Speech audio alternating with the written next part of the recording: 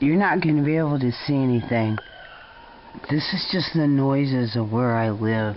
I'm in the bedroom. This is the bedroom.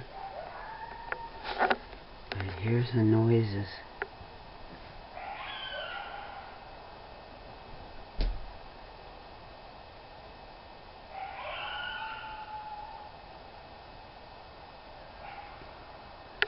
They say that's coyotes. We're missing a turkey today.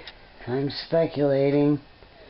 Yeah, I have hootie lights in my room, but some twinkling lights. But I'm suspecting I had to be gone today.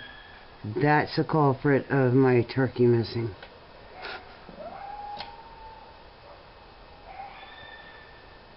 Or either Sasquatch. Because the mountain's right across the street. I am in the foothills of the Olympics. Getting higher and higher in elevation as I move.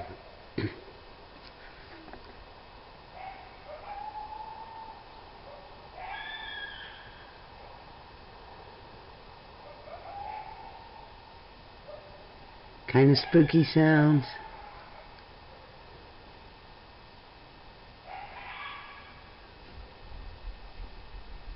It's really hard to tell where they're at also because everything echoes in the mountains, but I would say these are on our property.